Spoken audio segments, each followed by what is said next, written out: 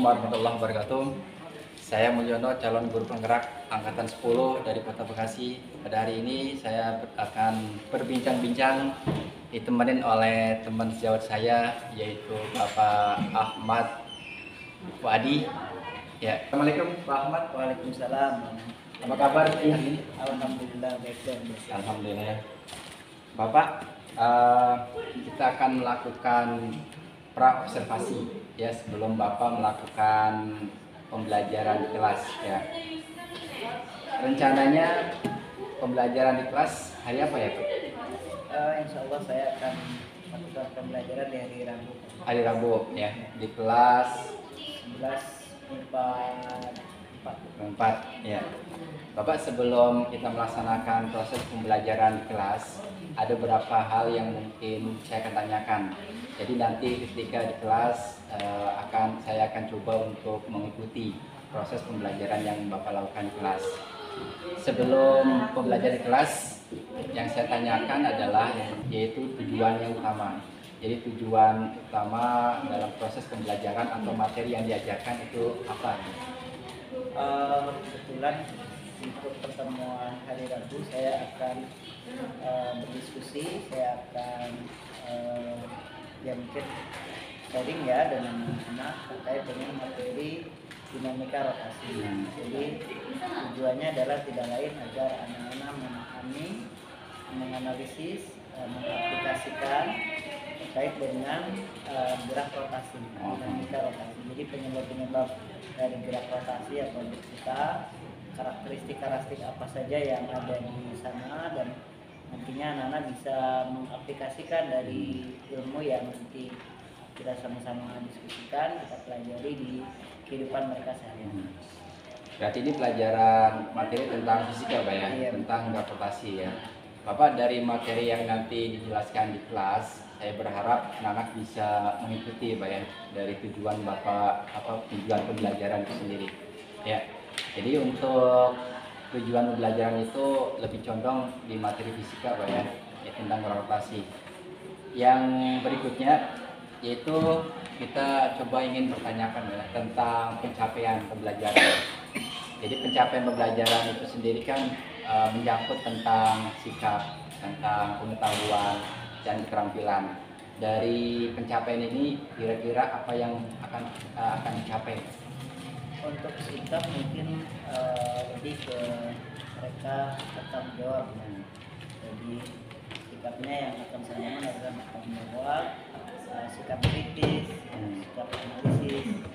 Kalau untuk pencapaian akademiknya ya, itu mereka bisa memahami, bisa mengaplikasikan dari materi gerak kita atau gerak rotasi.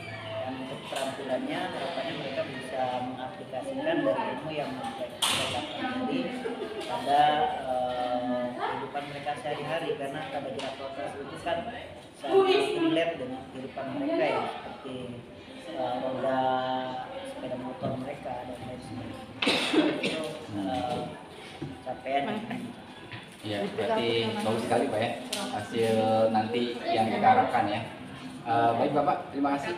Nanti pelaksanaan hari Rabu Pak ya, dilaksanakan dengan sebaik mungkin, anak-anak juga bisa mengikuti dengan baik hasil pembelajaran yang Bapak capai ya.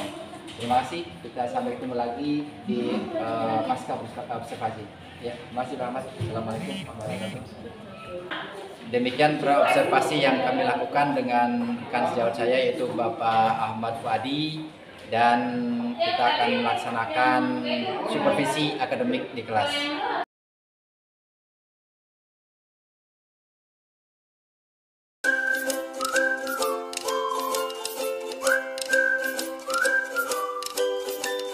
Assalamualaikum warahmatullahi wabarakatuh.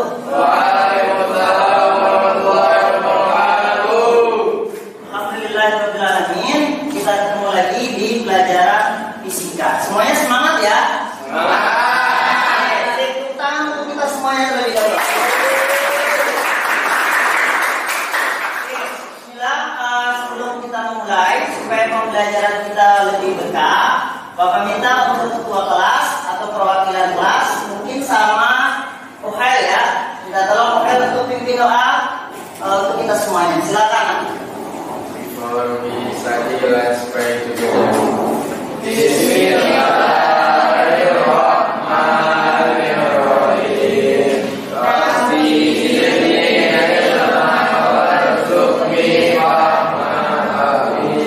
Alhamdulillahirrahmanirrahim. Baik, hari ini apakah ada yang tidak masuk?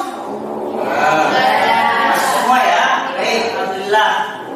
Berikutnya Bapak akan coba perlihatkan kepada kalian, Anda sekalian, yaitu terkait dengan materi yang akan kita pelajari hari ini.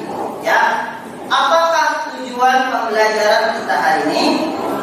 Ini dia, ya, yang Bapak perlihatkan di depan. Bapak minta sama Habibah untuk membaca tujuan pembelajaran pada kesempatan kali ini. Silakan, Nak. Peserta didik dapat menjelaskan pengertian energi dengan baik dan benar. Lihat langsung aja, Nak, baca di sini aja. Terus, Peserta didik dapat menjelaskan krisis energi dengan baik dan benar. Peserta didik dapat menjelaskan perbedaan energi kinetik dan energi potensial secara benar. good. Peserta didik dapat menggunakan referensi kinetik dan energi potensial dalam penyelesaian soal mengajarkan.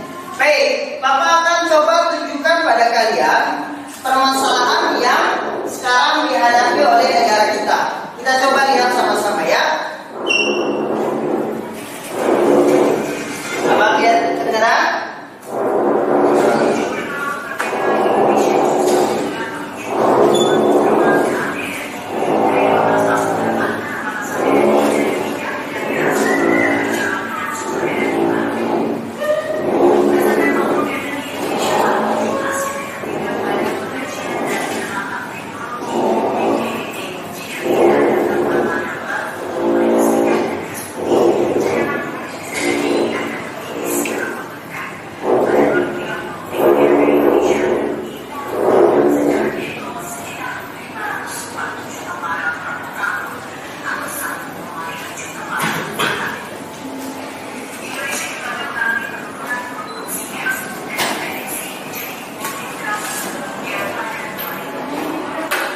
Oke, Bapak stop terlebih dahulu. Jadi kalau kita lihat dari video ini, boleh siapa yang mau memberikan komentar? Mungkin dari teman kalian yang sebelah sana, silakan. Dari Laura, coba menurut Laura jadi apa kira-kira dari video ini? Apa permasalahan yang sedang kita hadapi? Silakan Laura. Kira-kira, oke, silakan. Gimana? Masih malu-malu. Indonesia terancam oleh namanya apa? Krisis energi. Jadi itu kondisi kita sekarang. Nah, kenapa kok bisa ada krisis energi? Ini terkaitlah dengan energi kinetik dan energi potensial yang juga akan kita pelajari pada hari ini. Ya. Selain itu pula, Bapak sudah share pada kalian LKPD melalui grup WA. Apakah sudah terlihat LKPD-nya? Sudah ya. Di sana ada beberapa permasalahan yang harus kita selesaikan ya. Dan Bapak insya Allah untuk pertemuan kali ini akan Bapak bagi menjadi 4 kelompok. Karena ini sudah rapi, jadi langsung saja. Ini kelompok 1, ketuanya adalah Bapak pilih Desti ya. Kelompok 2, ketuanya Bapak pilih Aula. Kelompok 3, ketuanya Bapak pilih Moza. Kelompok 4, ketuanya siapa? Palu atau Hel? Hel, baik. Nah, pada kesempatan atau pembelajaran hari ini, Bapak akan menggunakan metode Scramble. Kalian ada yang sudah tahu Scramble? Ya, dengan menggunakan kartu. Ya, dengan metode model pembelajaran based learning. Jadi kalian Bapak minta bisa memecahkan masalah yang ada tadi Bapak sampaikan di video ya terkait krisis energi dan beberapa permasalahan soal yang Bapak taruh di kartu soal ini ya. Oke, Bapak akan bagikan setiap kelompok. Ini untuk kelompok mana? Silakan dilihat-lihat saja dulu. Ini untuk kelompok 2. Ini untuk kelompok 3, silakan. Dan ini untuk kelompok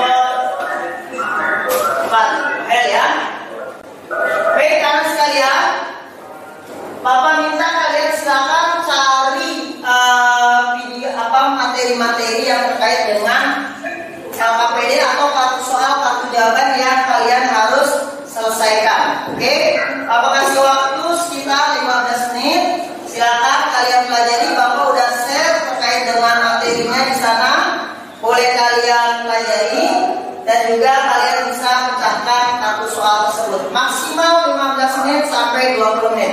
Silakan mulai dari sekarang. Ya, mulai silakan. Dan jangan ada yang membuka file lain kecuali materi kita hari ini ya. Silakan boleh dicari dengan internet yang ada sekarang. Silakan dengan Google atau YouTube boleh. Ya, silakan dijawab ya. Dicari jawabannya. Bapak kasih waktu 15 menit dari sekarang. Karena dijawabnya langsung di situ, dicontohin saja jawaban yang benar yang mana kira-kira. Oke, materinya ada Bapak share di grup kalian, silakan. 15 menit. Oke, sip Mozan, good, lanjutkan. Dharma. Oke, 15 menit, silakan. Agak mendekat aja biar kalian bisa tahu jawabannya. Ya, jadi kampus soal mungkin kalau kalian masih bingung ya, ya. Ini kampus soal ini ada soalnya apa? Di belakangnya ada pilihan jawaban. A, B, dan C. Silakan kalian cari jawaban yang benarnya yang mana, ya. Ya, silakan.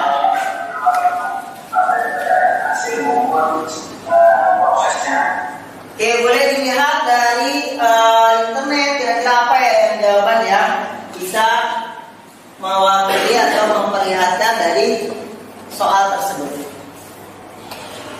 Saya dapat terangkan supaya lebih jelas. Silakan.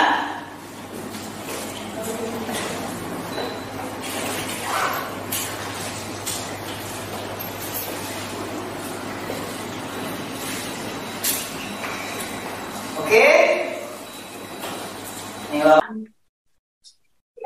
Kinetik adalah kinetik yang terkait dengan keadaan benda, gerak dari benda-benda.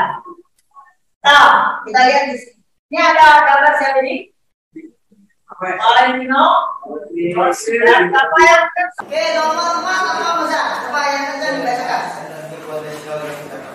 Energi yang terkait dengan konfigurasi atau susunan suatu sistem adalah energi. Jawabannya yang B. Yang L jawabannya yang mana? Yang L jawabannya ya C. L jawabannya yang C. Kalau mau ini yang C, yang ini yang C ya. Masa? Satu B jangan bohong. Gua doang. B benar ya? B Masa yang B katanya. Yang ini? Hah? C. Oke. Oke. Kita lihat di PowerPoint yang coba Bapak buat. Apakah benar jawaban kalian? Saya salah. C. Tolong dibaca bersama ya. Sambil Mozart sama Raja mengerjakannya, Bapak minta Desti untuk menjelaskan jawaban yang nomor 8. Come on.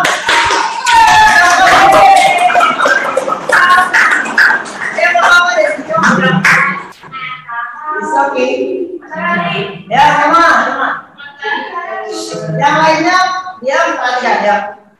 Yang nomor 8 kan pakai rumus yang EP sama dengan yang paling kita.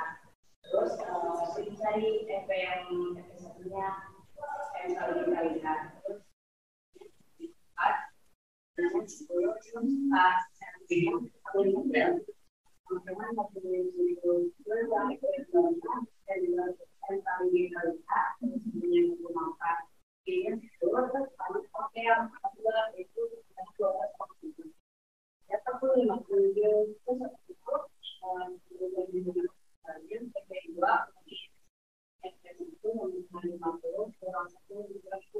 Oke, Bapak tanya satu. Yang berubah itu ada di potensial apa? Siapa yang punya energi potensial itu? Tupai ya. Itu tupainya apa yang dilakukan sama tupai? Dari dana 10 ke dana ya 12,5 5. Berarti Bapak tanya, dia bertambah energi potensialnya atau berkurang? Bertambah, karena dari 40 menjadi 50. Kalau bertambah kira-kira energi yang punya berkurang atau bertambah? Kalau naik, energi yang ada di tubuh tupai berkurang atau bertambah? Bertambah atau berkurang?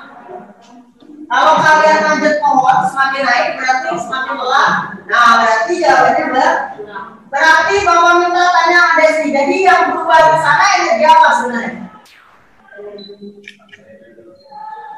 Energi kimia atau energi biologi yang ada di tubuh berubah menjadi energi potensial. Sebesar berapa yang energinya yang hilang? 10 apa itu?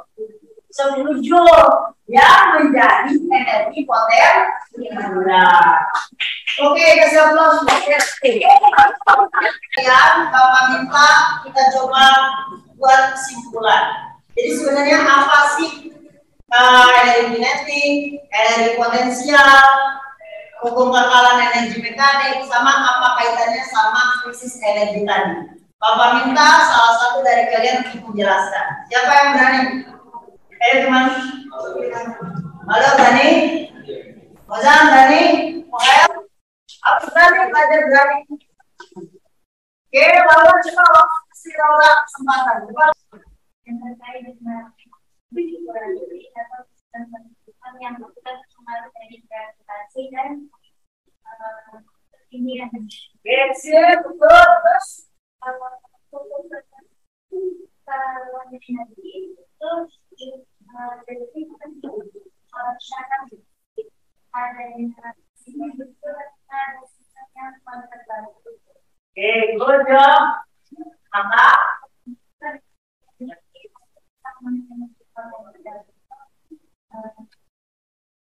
Kondisi pertama jadi tuh hemat. Kalau energi kinetik kita hemat, maka lihat nih, Bapak tanya sama kalian. Kalau kalian hemat energi nih, kira-kira energi dalam tubuh kalian tuh habis nggak? Tidak, maka tidak akan terjadi krisis. Tapi kalau Mozart lagi belajar pisang sama Dharma main terus, habis energinya buat belajarnya, jadi malah nggak ada. Jadi kita semangat terus belajarnya. Oh ya, kalau ada materi yang kalian tidak pahami, Bapak udah share ke grup kalian ke Daniel ya, link YouTube yang Bapak bikin, silakan dipelajari ulang. Jangan lupa di subscribe. Boleh di-like, kalau kalian suka boleh di subscribe. Mungkin itu aja. Bapak minta satu orang untuk pimpin doa mengakhiri pelajaran. Ya boleh. Ya Mel. Rabbil alamin. Alamin.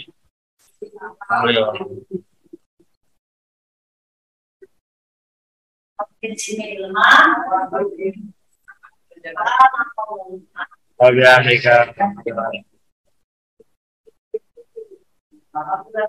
Sekali lagi Bapak silakan kalian boleh start. Assalamualaikum warahmatullahi wabarakatuh.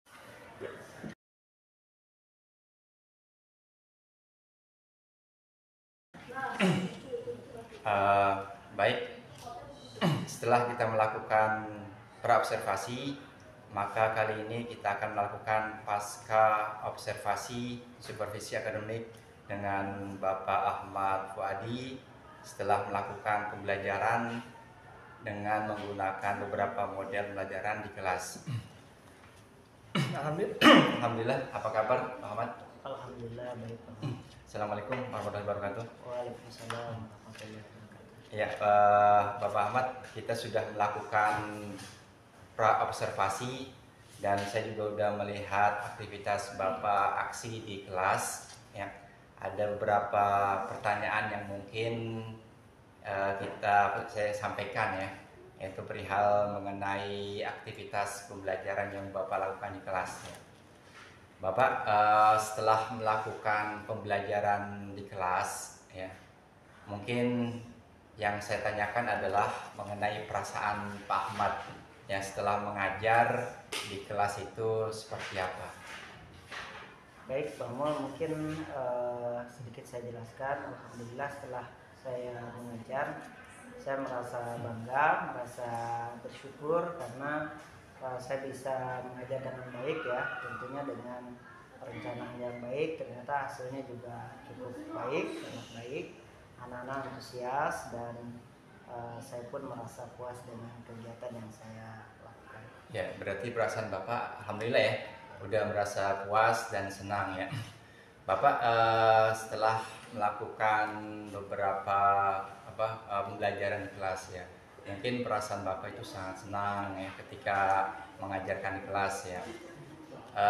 Sementara ketika pelaksanaan aksi Bapak ya, pelaksanaan aksi di kelas, pembelajaran yang dilakukan di kelas, bagaimana perasaan Bapak setelah ada supervisor yang melihat Bapak ketika Bapak mengajar di kelas? Kalau bagi saya sendiri sebenarnya kan memang mendidik itu tidak tergantung kepada orang lain ya, dalam artian ada supervisi ataupun tidak ada supervisi, memang kita berusaha sebaik mungkin memberikan pengajaran kepada para siswa, para murid, sehingga saya pikir ya tentu dengan ada supervisi mungkin menjadi lebih termotivasi ya, walaupun memang bukan itu maksudnya. Jadi tetap saja ada supervisi ataupun tidak, kita tetap harus semangat. Ya. Artinya dengan diadakan supervisi mungkin akan meningkatkan pengetahuan, terus pengembangan diri Pak Ahmad ya. Iya. Kemudian setelah melakukan supervisi Pak Ahmad ya, mungkin pembelajaran ya, intinya kalau kita mengajar itu kan di model pembelajaran. Nah, model pembelajaran yang Bapak lakukan di kelas itu kan menggunakan problem ya, problem PBL ya, artinya bahwa sintak-sintak yang diterapkan di kelas itu mungkin sudah terpenuhi Pak ya. Iya. Nah, yang menjadi pertanyaan adalah ketika melaksanakan model pembelajaran seperti ini, apakah ketercapaian anak atau strategi yang Bapak rencanakan dalam proses pembelajaran itu sudah tercapai atau belum? Iya, alhamdulillah sejauh ini memang apa yang saya rencanakan sesuai dengan yang ada di lapangan. Jadi ya feedbacknya cukup baik dari anak-anak, dan metode yang saya pakai ternyata hasilnya juga cukup bagus. Ya memang saya tidak bisa merasa puas 100% ya Pak Nur ya, karena tentunya setiap saat anak-anak berubah dan materi dan sebagainya juga pasti memerlukan strategi yang lebih baik, jadi seperti itu. Ya, saya juga udah melihat dari hasil yang saya catat dari praobservasi sampai dengan aksi sampai dengan pasca observasi ya. Bapak mengenai model pembelajaran yang telah dilaksanakan di kelas, yaitu bagaimana anak bisa menerapkan ya di kelas itu dengan berbagai kompetensi ya. Nah, dari metode atau model pembelajaran yang dilakukan di kelas, Bapak melakukannya dengan modul ya atau RPP ya, modul pembelajaran. Nah, modul pembelajaran itu apakah sudah berdiferensiasi atau belum, Pak? Sudah, yang kita lakukan adalah model pembelajaran yang sudah berdiferensiasi dan memakai KSE ya, yang terkait dengan emosional siswa. Ya. Terus untuk modul pembelajaran itu sendiri, itu kan ada beberapa ya dari diferensiasi ya. Misalkan ada konten, ada proses, dan kemudian ada apa yang dihasilkan atau karya ya, atau istilahnya kita sebut dengan apa Pak, kalau dalam diferensiasi itu kan apa? Ya kan berdiferensiasi, ada yang proses, ada konten, ada produk gitu ya. Ya produk ya. Itu, dan yang saya buat itu diferensiasi proses. Proses. Dimana proses itu saya rancang bermacam-macam supaya sesuai dengan karakteristik anak. Jadi lebih ditekankan pada proses ya. Betul. Dan untuk produk sendiri apakah memang ada atau tidak ada saat pembelajaran dengan menggunakan model pembelajaran tersebut? Enggak, kan saya tadi sampaikan yang diferensi di sini lebih ke arah prosesnya, Proses ya. tidak ke diferensi produk. Nah, berarti kalau ditekankan dengan berdiferensi proses ya, berarti ada gaya belajar ya mungkin Pak ya. Gaya belajar itu kan nanti kita bertemu dengan audio gitu kan ya, terus kayak belajar mengenai visual, terus kinestetik. Nah, kira-kira penekanannya di mana Pak? Lebih condong apakah ketiga ini memang sudah terpenuhi atau belum? Oh, untuk anak-anak kan sekarang sudah modern, jadi alhamdulillah itu terbantu dengan adanya gadget ya. Jadi dengan adanya gadget itu anak-anak yang yang agak kesulitan dalam model pembelajaran kinestetik visual ya, jadi itu bisa memakai gadget untuk kita membantu mereka Visual ya.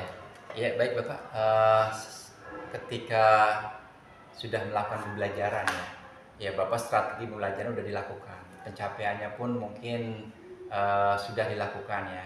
Nah, dari pencapaian ini ketika murid atau peserta didik kurang mendukung ya, artinya kurang misalkan tidak terlalu fokus dengan model pembelajaran yang Bapak lakukan misalkan. Kira-kira bagaimana pengembangan diri supaya bisa ke anak-anak itu lebih terfokus dan lebih terarah? Mungkin saya sedikit sharing ya Pak Muhammad. Kebetulan saya sebelumnya sudah ikut program PPG ya. Jadi dari program PPG yang saya ikutin itu memang lebih kepada bagaimana seorang guru itu mengatasi masalah. Jadi ketika ada masalah di kelas, itu kita diajarkan dalam pelatihan itu mengidentifikasi masalah, mengelaborasi masalah, dan membuat semacam penelitian kecil, dimana kalau kita ada masalah di kelas itu bisa terpecahkan. Jadi ya mungkin dari penelitian itu bisa saya ambil simpulkan bahwa ketika ada masalah, misalkan murid mengalami sesuatu hal yang tidak sesuai dengan semestinya, ya dari situ jadi sebuah bahan untuk saya melakukan refleksi penelitian kecil supaya masalah itu bisa selesai. Ya, luar biasa Pak ya, sudah melakukan refleksi ya. Artinya anak-anak itu biar terkontrol ya intinya ya. Bapak selama proses pembelajaran di kelasnya tentunya kan pasti ada hambatan ya. Kira-kira ada nggak sih hambatan yang ketika pada saat dimulainya pelaksanaan atau setelah di pertengahan atau setelah, kira-kira ada nggak sih hambatan yang dialami ketika saat pembelajaran? Untuk hambatan mungkin ada ya Pak Mulia, jadi tentu pasti ada saja. Misalkan seperti anak yang memiliki motivasi belajar yang belum bagus ya, itu mungkin salah satu jadi perhatian gitu. Cuman juga ada kadang-kadang siswa yang secara literasinya kurang gitu. Jadi itu juga saya pikir sebuah masalah. Cuman tentunya dengan yang saya bilang tadi, prevensi proses, jadi kita bisa menyesuaikan ketika memang anaknya motivasi kurang, berarti di situ kita lebih tekankan bagaimana memotivasi dulu gitu. Tapi kalau untuk siswa yang memang motivasinya sudah bagus, kita bisa berikan soal yang atau materi yang tinggi gitu. Jadi ya mungkin di situ caranya.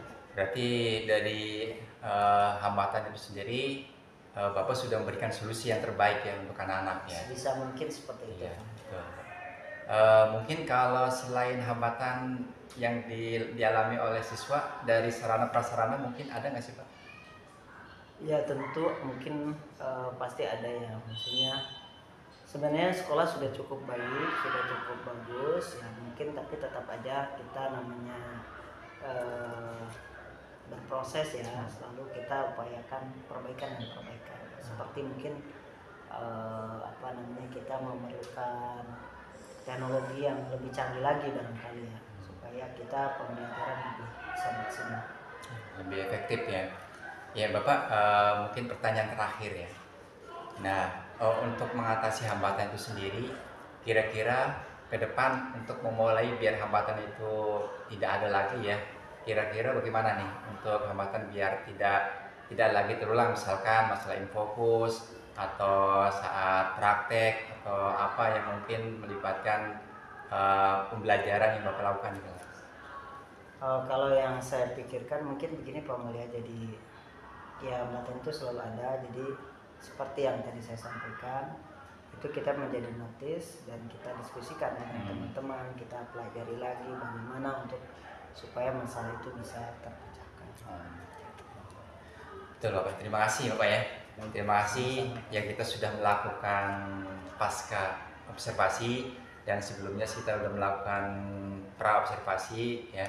Jadi mudah-mudahan ke depan pada saat pembelajaran yang Bapak lakukan di kelas tidak lagi ada hambatan-hambatan yang terjadi Pak ya, sehingga proses pembelajaran itu lebih efektif dan fokus dan konsentrasi ya.